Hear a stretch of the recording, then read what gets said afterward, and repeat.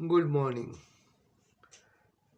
आप सब health conscious हैं, इसीलिए आप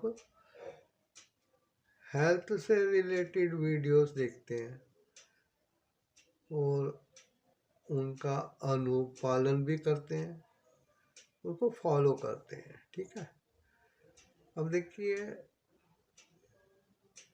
मेरे से अक्सर पूछा जाता है आज सब पे या दूसरी जगह पे जहाँ भी मेरी बातचीत होती है कि एक आम इंसान अपनी हेल्थ को ठीक कैसे रखे, डॉक्टरों से, दवाइयों से, जो कि आजकल इतने खर्चीले हो गए हैं। अब डॉक्टरों की फीस 700-700 रुपया एक बार अंदर जाके निकलने की है, दूसरी बार डॉक्टर नफरत से देखते हैं कि दोबारा आ गए टाइम वेस्ट करने। ऐसे ही दवाइयाँ इतनी महंगी हैं और ये नहीं है कि डॉक्टर ने कोई दवाई लिख दी है तो बस उससे आप ठीक हो जाएंगे।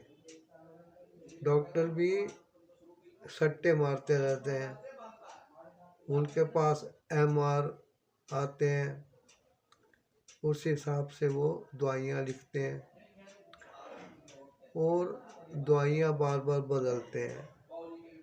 दवाइयाँ बदलते हैं, पेशेंट सोचता है कि पुरानी दवाई के बाद अब ये दवाई लेनी ज़रूरी है, लेकिन उससे पूछो डॉक्टर साहब से कि उनका दिल और दिमाग किस तरफ घूम रहा है। डॉक्टर कहेंगे आप सहारनपुर में हैं तो दिल्ली जाके, दिल्ली है तो मेरठ जाके किसी इंस्टीट्यूट का, जैसे कि लैब वगैरह का, एक्सरे का, सीटी स्कैन का, फिजियोथेरेपी तक का रेफरेंस लेके भेज देते हैं। लोग सोचते हैं कि हमको बड़ी अच्छी तरह डॉक्टर साहब देख रहे हैं और बढ़िया जगह भेज रहे हैं, लेकिन ये नहीं पता कि वहाँ उनकी कमीशन के लिफाफे तैयार होंगे और बाद में वो सप्लाई करके रेफरेंस देने वाले, करने वाले डॉक्टर के साथ पास चली जाएंगी। ठीक है। सिर्फ एक चीज़ का ध्यान रखिए कि जैसे जैसे उम्र बढ़ती है वैसे वैसे शरीर ढलता है। शरीर ढलने का मेन कारण क्या है, सोचिए। जहाँ तक मैं समझाऊँ और मेरी स्टडी है कि हमारे पेट की सब करामात है, पेट ही रोगों की जड़ कहलाता है, क्योंकि जो डाइजेशन पावर है वो धीरे धीरे घटती है। अब प्रोटीन कभी ठीक हजम होती लगती थी शरीर को, लेकिन कभी ज़्यादा लगने लगती है, कभी कम लगने लगती है। तो जब वो स्केल बदलता है तो गाड़ी का जो रेलवे स्टेशन पे रेलवे लाइनें होती हैं उसके कांटे से लाइनों को इधर उधर करके ट्रेनों को उसकी रूट पे डाला जाता है। ठीक है। तो ऐसे ही अपने हाजमे को इस तरीके से बनाना पड़ेगा कि जो शरीर में एसिडिटी पैदा ना करे। एसिडिटी यानी खटाई। हमारे पेट और आंतों से पूरा रस सोख लिया जाता है और ब्लड में मिलता है। अब गुर्दे तो खून को छानने के बाद पानी के रूप में पेशाब को बाहर फेंकते हैं, उसका रंग भी पीला होता है और उसमें बहुत सारी चीज़ें मिक्स होती हैं जिनको घोलकर पानी मूत्र के रूप में बाहर निकलता है। ऐसी पेट का भी सिस्टम है। पेट से खाना हजम होने के बाद 32 फुट लंबी आंतों से गुजरता हुआ बाद में पाखाने के रूप में संडास जाने पे शरीर से बाहर निकलता है। अब लैब में दो चीज़ें शुरू से टेस्ट होती रही हैं, यूरिन एंड स्टूल। स्टूल यानी लैट्रिन और यूरिन पेशाब। इसी से पता लगता था कि शरीर के अंदर किस चीज़ की कमी है या जाती है या शरीर में जो हजम नहीं हो रहा।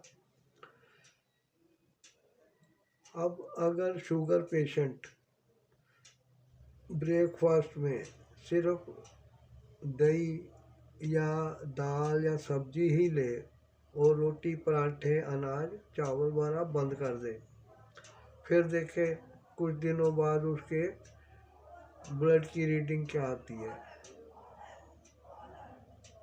इसके लिए प्रोग्राम ये होना चाहिए कि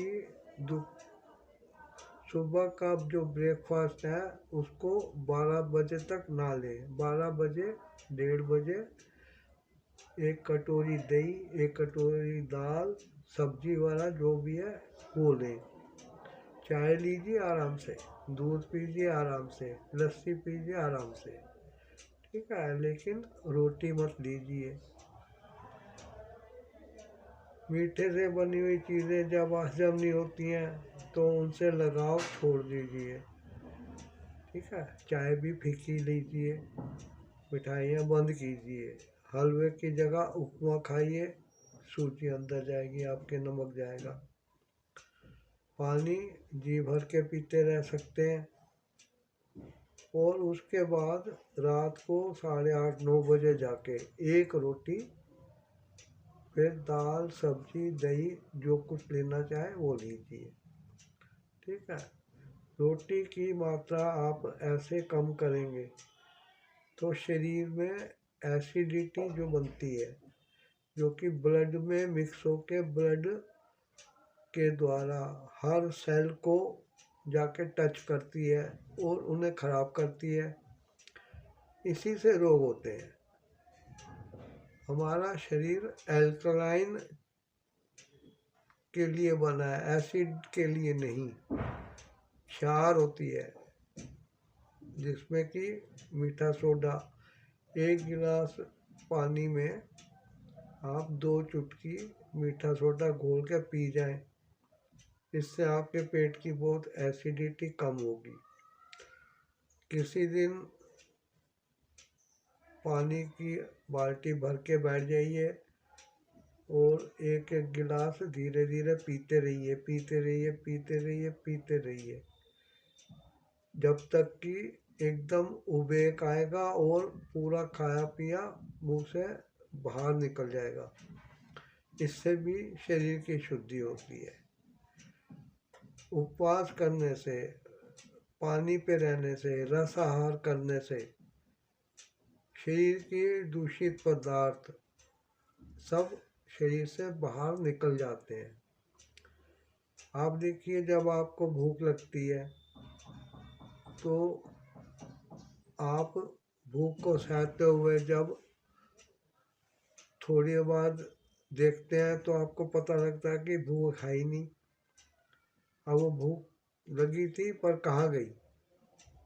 इसलिए भूख लगने पे थोड़ा अंतर दीजिए, भूख शांत हो जाती है। भूख से घबराइए नहीं। एक दिन में कोई कमज़ोर नहीं हो जाता। जिसमें चर्बी मोटापा भरा होता है वो चर्बी मोटापा साफ सफाई के कारण शरीर से बाहर निकल जाता है तो थोड़ा शरीर पतला हो जाता है, लेकिन इससे कमज़ोरी नहीं आती है कि आप चक्कर आ रहे हैं कहाँ पर हैं और उठा नहीं जा रहा, ऐसा नहीं होता है, ठीक है। इस विचार को निकाल दीजिए कि खाना खाना बहुत ज़रूरी है। सुबह 12 बजे लीजिए बिना रोटी चावल के और रात को एक रोटी या थोड़े चावल, दाल, सब्जी, रोटी, जो भी लेना चाहें आप, दही लेना चाहें आप ले सकते हैं। ठीक है जी। तो आप देखेंगे कि आपके शुगर के अलावा बहुत सारी और भी बीमारियों में फ़ायदा होगा। शरीर के अंदर से एसिडिटी जब कम होगी तो नए सेल पनपेंगे और पुराने सेल, जो कि बाल, नाखून, सेल, ब्लड वाला सब चेंज होता रहता है समय समय पर। तो जो नए सेल बनेंगे उनसे आपके जख्म भी धीरे धीरे भरते जाएंगे, वरना ब्लड मीठा होके चाशनी की तरह होगा तो आपके जख्म को चिकनाई, चाशनी जो होगी वो भरने नहीं देगी। ठीक है, इस चीज़ पे थोड़ा करिए। और इसी तरह के मेरे आने वाले वीडियोस को भी आप ज़रूर देखिए और उससे आपकी हिम्मत बढ़ेगी। आप इस channel art of health level 1 को सब्सक्राइब ज़रूर कर दीजिए ताकि मेरे वीडियोस आपको सदैव मिलते रहें। आपका बहुत बहुत धन्यवाद है। आप अपनी सेहत का ध्यान दीजिए। पैसा पेड़ों पे नहीं लगता है, बहुत मुश्किल से कमाया जाता है। कुछ लोग तो पैसा कमा नहीं पाते तो मोबाइल चोरी करके उनको बेचते हैं। ठीक है, इसलिए पैसे की कीमत समझिए। अब हॉस्पिटल में आईसीयू के 25-25 हज़ार एक दिन का किराया ले लेते हैं। ठीक है, तो क्या ज़रूरी है आप ऐसा करें? अपने शरीर को प्राकृतिक तरीके से शुद्ध करिए और बीमारियों को दूर करिए और बीमारी से बचिए भी। Thanks for watching.